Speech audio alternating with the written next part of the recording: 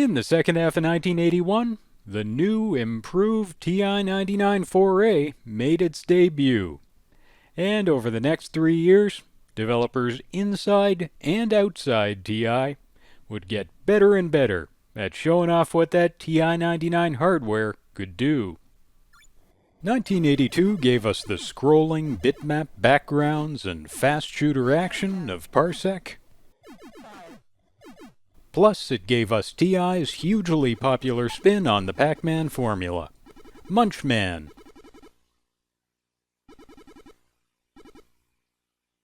And maybe best of all, it gave us the TI-99's classic dungeon crawl RPG, Tunnels of Doom. After that, 1983 saw AtariSoft add titles to the TI library, including a great Donkey Kong port.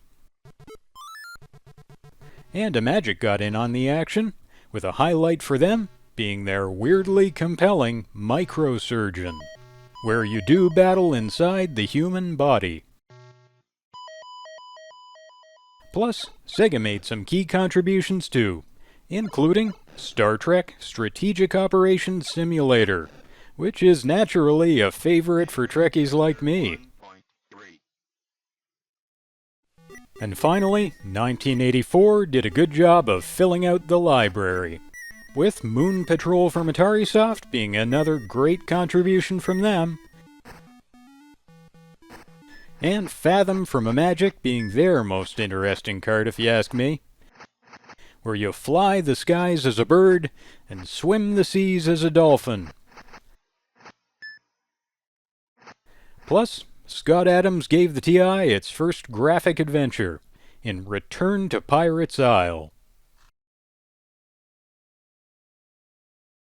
But lovely as all that is, today I'm not talking about any of that.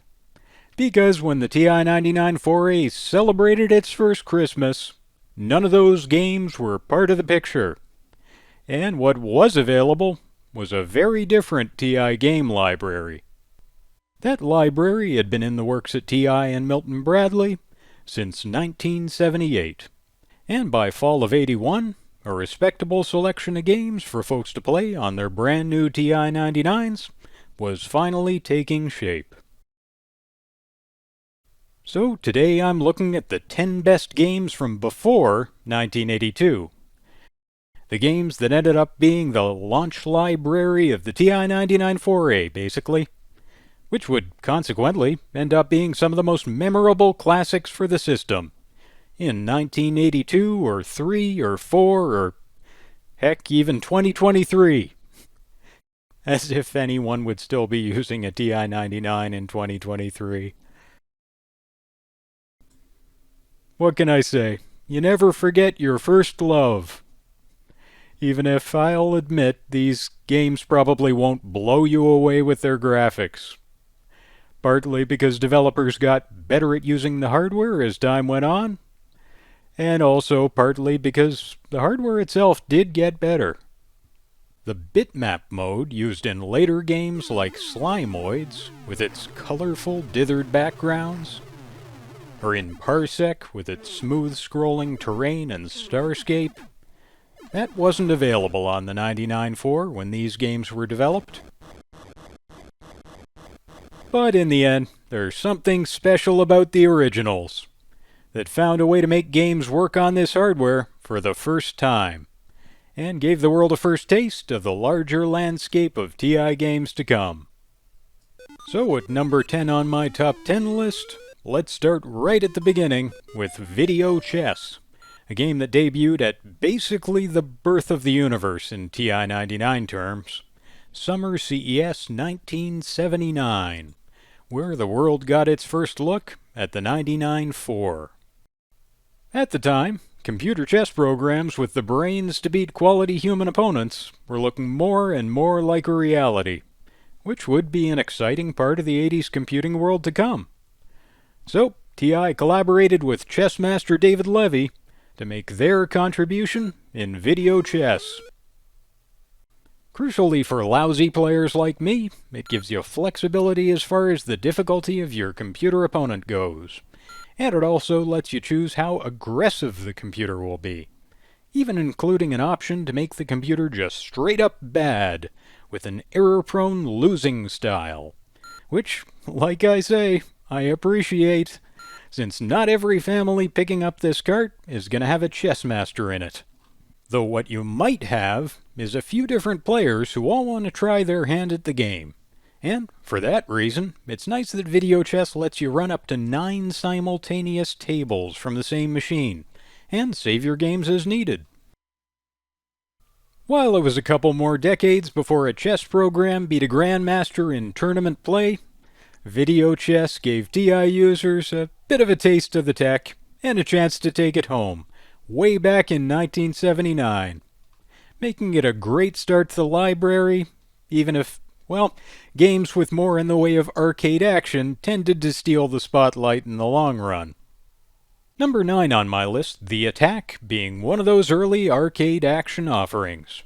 And while arcade entertainment is what The Attack is selling here, there is something else most folks remember this one for. Because the oddly moody title music for The Attack seems to have really stuck with a lot of folks, and it's some of the most mentioned in TI nostalgia today.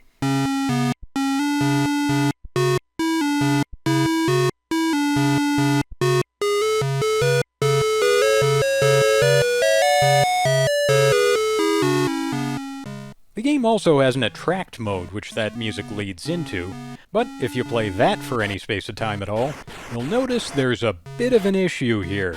That being, the music is a sound list that restarts every time anything interrupts it, which kind of defeats the purpose of a soundtrack, it seems to me.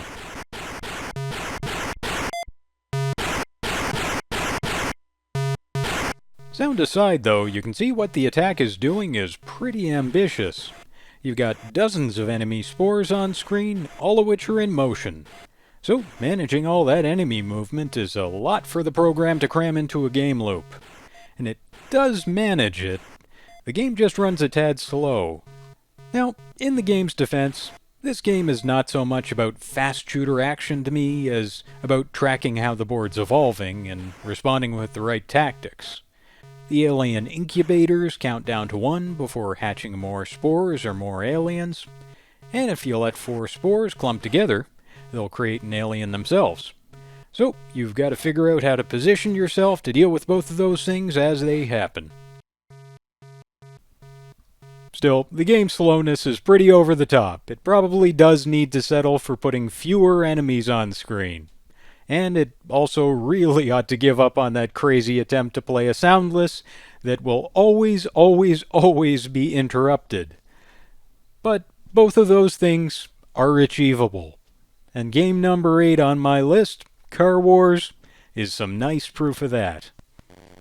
Heck, as far as speed goes, Car Wars' fastest mode is so fast I absolutely never play it, since it'll just be a non-stop destruction derby if I do. Because this isn't a race, really. It's a clone of Sega's head-on arcade game, where you try to complete the course as fast as you can, while avoiding the enemy cars trying to crash into you. That is not easy, and you'll die a lot at first. Though eventually, with a lot of experimenting, you should find a route that stays one step ahead of the AI the whole time, and manages to keep you alive through the level. Should Car Wars have a less outright evil difficulty curve? Probably, yeah. But on the other hand, there's some solid gratification in cresting that curve after all that death and destruction. So there's an upside to that too. The one thing I would change here is the color scheme, because the kind of white background we saw in The Attack is again here in Car Wars, and the thing is, I just don't like it as much as an arcade-style black myself. But the good news is, a member of the TI community made some simple changes to the ROM, so the black background aesthetic is now available to anyone who wants it, which is a godsend for folks like me, who pick dark mode just about anywhere it's offered. There's more colors on the TI palette than just black and white and that light gray we often use as an off-white, though. So for a break from those options, next up, let's look at game number 7 on my list. Blasto, which released at the same time as the Attack in early '81, but which decided blue and green as the coolest color combo on the TI-99. Here, just like in the Attack, we get some title screen music.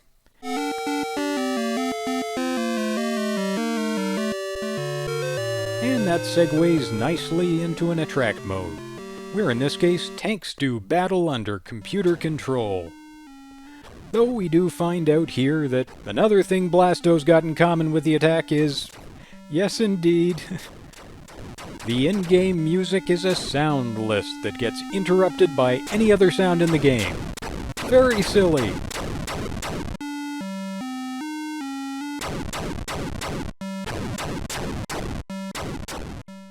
But on the other hand, Blasto's action is a lot smoother than the Attack's, which probably shouldn't be surprising, given it's not moving dozens of enemies around. Instead, you're being challenged to clear a minefield before the timer runs out, making the game a bit of an action puzzler, where you've got to take out as many mines as you can as quickly as you can.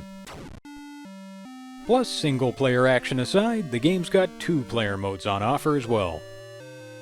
One of which puts you in a player-versus-player combat arena with walls to use for cover,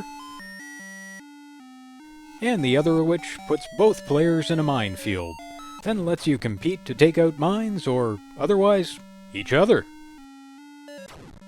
Blasto is based on the 1978 Gremlin arcade game of the same name, incidentally, so this is one of those fun cases where the TI-99 ended up preserving an arcade experience that wasn't preserved anywhere else in the home sphere. And Blasto isn't the only game in that category, because the game I've got at number 6 on my list of the best of the first of the TI-99 games is Hustle, which was a 1977 arcade game, but got a TI translation in the same wave of games that gave us Blasto and the Attack. And for me, Hustle is the best of the 3. It's a snake game for 1 or 2 players where you control your snake to score points and stay alive, and, if possible, kill your opponent before they kill you. But it's also got some game mode options going on, since you can play either against a computer opponent or a human one, and you can set up the game in a few different ways. In single player, you can decide whether the target box scores count up, or count down, or stay static. And then, no matter which of those you pick, you compete to capture each box before your opponent can. But in the 2-player game, you've got extra modes. The first of those being Snake Fight, where capturing boxes adds their value to your opponent's score, and the second of those being Blockade, which, as you'd figure, is a version of the classic Blockade game. So, Hustle's a pretty simple snake game offering, but it plays really well, and it controls really well, and it has enough options to make things interesting. Plus, gameplay aside, like almost every Milton Bradley game, it's got a nice little intro tune, too.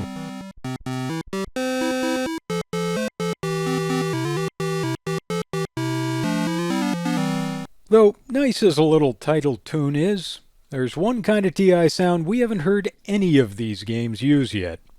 And it happens to be my favorite kind. Voice synth. Whee! The most iconic feature of the TI-99, if you ask me. So, what better game to include in this top 10 now, at number 5, than the very first TI game to use voice synth back in 1980? TI Trek was that game, and, like Hustle, this game's design is pretty familiar stuff, with TI Trek being a super Star Trek game in an era jam-packed full of them, where you control the Enterprise as it travels through the galaxy, fighting Klingons with phasers and photon torpedoes. But, as common as this genre was, voice synthesis was still unheard of in computer games in 1980, So, TI Trek is a phenomenal first. Plan on hiring at Enterprise. And as a cool new spin on a popular genre, TI Trek even spawned spin-offs of its own, with a few 99ers taking the design and running with it to make their own modified versions. Like TI Trek 2, which switched out the game's LPC speech for TI's allophone speech. Computer hiring cases at Klingons.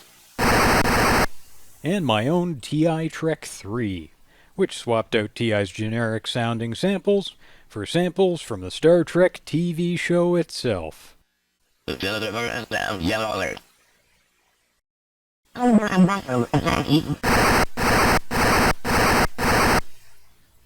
I know some folks have tended to see TI basic games like this one as a lost cause. It's just that, for me, as a kid with the TI-99, the tragedy of the system always seemed to be that it had great cart games like Parsec, and it had a basic you could use to write games of your own, but there was just no way to write anything as worthwhile as those cart games in BASIC.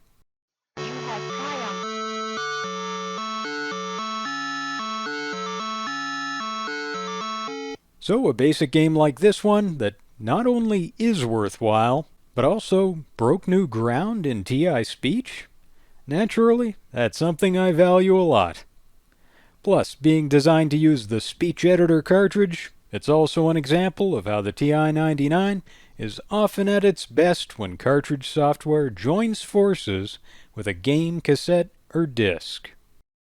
That would later on be the way Tunnels of Doom worked its magic, loading a quest from cassette or disc into VDP before letting the on-cart game engine do its thing.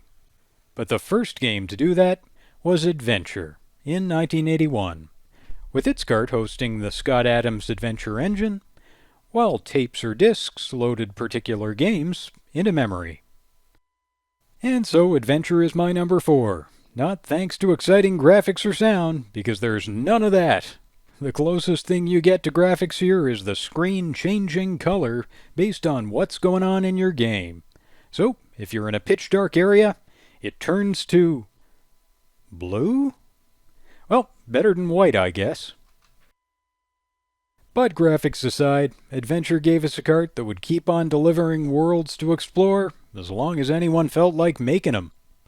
So, if you were done with the back-end pirate Adventure, you could move on to Adventureland from there. And from there, maybe to Mission Impossible. And so on and so on. Plus, in the long run, you could even play community-made adventures like Witch's Brew. Though the most important follow-up the Adventure Cart got was surely the sequel to Pirate Adventure, Return to Pirate's Isle, the only original-era graphic adventure for TI-99, which, as a TI original, unique to the system, has always been a fan favorite. And while the other Scott Adams adventures weren't unique to the TI-99, they were still huge contributors to the early TI experience. So I absolutely believe they belong on this list. Though, that having said, it's probably no surprise if next up at number 3 on my list is something a lot more distinctly TI-99. And Hunt the Wumpus is certainly that. An in-house TI title which not only brought a unique kind of gameplay to the system, but also pretty much pioneered a whole damn genre, bringing survival horror gameplay to a system and to an era before the world even knew what survival horror was. Now it needs to be said, Hunt the Wampus isn't a completely original idea, since before the TI version, Hunt the Wampus was a text-based basic game. But with TI's Hunt the Wampus being a graphical game on a big 2D map, they make it pretty thoroughly their own. And making it their own does once again extend to that pesky white background, I'm sorry to say. In a survival horror cave exploration game of all things. Not great for atmosphere, if you ask me. Though, to be fair, the Wampus still is pretty terrifying, with those eyes staring straight into your soul.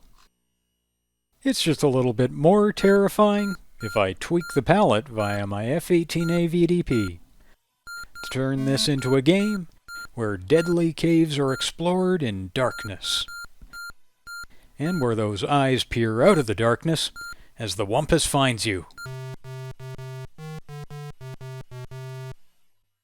But whatever color you paint them, the graphics here are effective for how simple they are.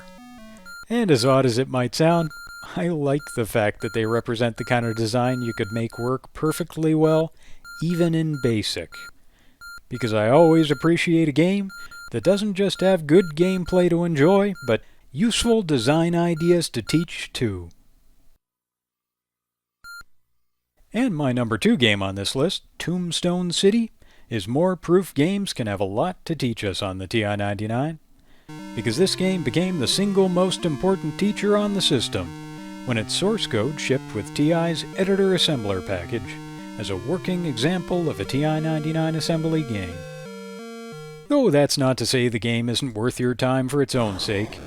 Tombstone City is absolutely a well-loved and much-played TI cartridge, with a simple but effective strategic hook.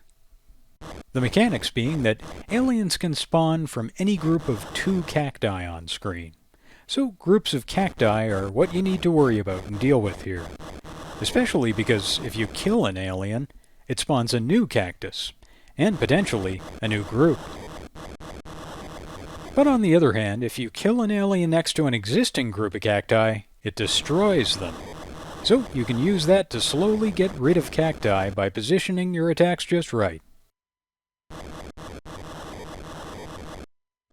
The alien spawn points get highlighted in white to show you where they'll be coming from next.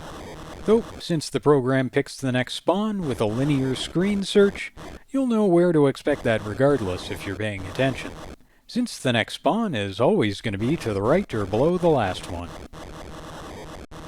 But those mechanics are easy to miss at first, so I think a fair number of young 99ers like me picked this one up and saw nothing beyond some simple and yet oddly confusing shooter action. Because, well, reading the manual? Yeah, right.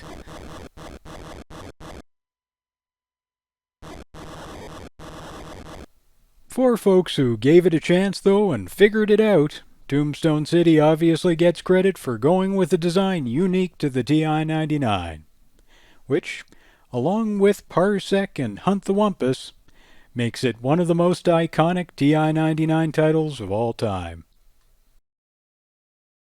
Clearly, novelty isn't everything, though, since number 1 on my list is TI Invaders, which is of course a clone of the hugely popular Space Invaders arcade game. And TI Invaders, in its own turn, became the most popular early TI-99 game by a mile.